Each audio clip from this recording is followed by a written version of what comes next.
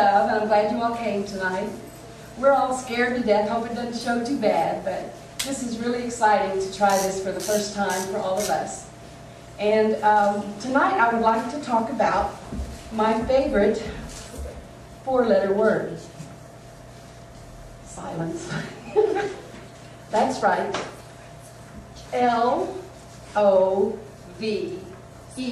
which spells love. Thank you. All right. But before I talk about love, I obviously need to talk about some of the differences between men and women, just proved right there. When y'all spell that word, most of the women said it out loud. Most of the men maybe mumbled it, maybe thought it, maybe shivered a little bit. But I have noticed that's one huge difference between men and women.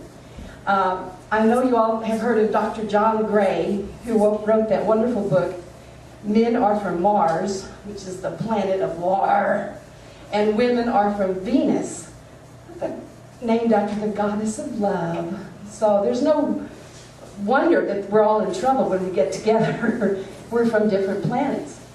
But one big difference I've noticed, if a woman tells you, I'll call you, she's going to call you, most likely than not, right?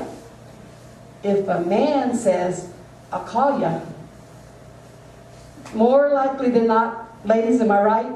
He's not going to call. Oh, yeah. Oh, yeah. So don't be waiting by the phone. Don't be waiting by the phone. Another huge difference to me is that men really don't like to say, I love you. They really don't. I don't know why. I think they think the love police are going to come and snatch them and handcuff them and haul them down to the courthouse and marry them up with that girl that they whispered it to. Get them married and they're committed for life and their life is over. It doesn't happen that way, guys. Don't be afraid.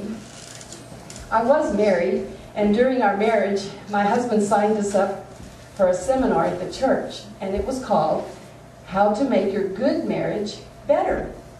And I wasn't insulted because obviously he thought our marriage was good, and we were just going to tweak it a little bit, right, to make it better.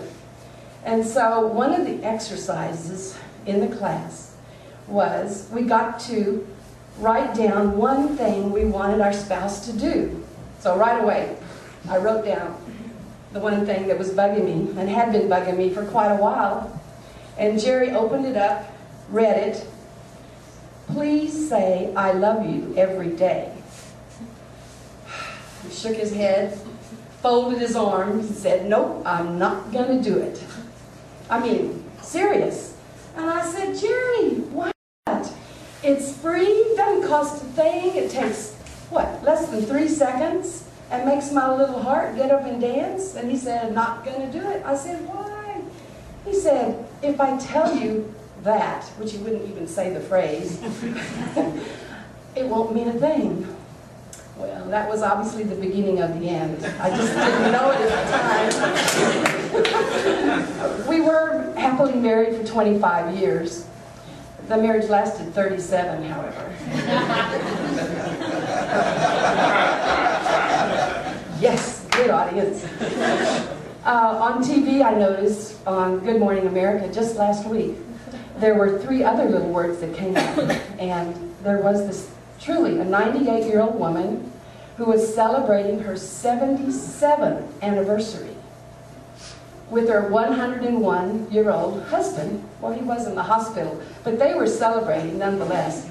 And the reporter, like they usually do, asks her, Miss Ida Mae, can you tell us the secret of your long and happy marriage?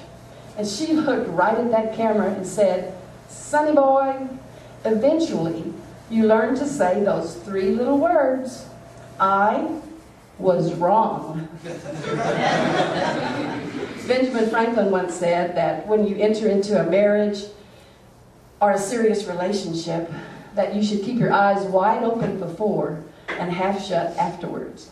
And I think that's pretty good advice. I read in one of my many relationship books that women go into a marriage thinking that he'll change, hoping that he'll change. And men go in hoping he doesn't have to change a thing. As a matter of fact, at that class, at the end of the class, it was like 4 weeks, and Jerry had not participated, let the record show, during the class. You know, it wasn't personal stuff or anything. So I asked him riding home, I said, Jerry, why did you not participate more fully in this class? And he actually thought for a minute. You could see the little wheels turning, and he said, because I'd have to change. So I really do believe that there's something to that.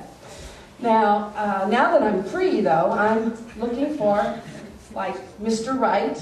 My friend Rita thought she had found Mr. Right until she realized his first name was Always. So that did not work out. And the husband of my very best friend, his name is Ed, said, Dad, you don't need to find one good man, because that's really what I was looking for, is one good man. You need 10 men to take care of all the things you're interested in and do, and need, and want. And I thought that was so good, and in honor of you all, I wrote a little poem called My 10 Men. Number 1, to take me dancing. Number 2, to fix my car. Number 3, to go see sports with. Number 4, to go to movies. Or number 5, to take long walks with. Number 6, to rub my back. Number 7, to eat my cooking. Number 8, to see arts and crafts. Number 9 sounds really great to me, to travel the whole wide world. But the very best one of all is number 10, to make me laugh. Thank you very much. And our next person up is just absolutely cute, cuddly, and colossal Colin.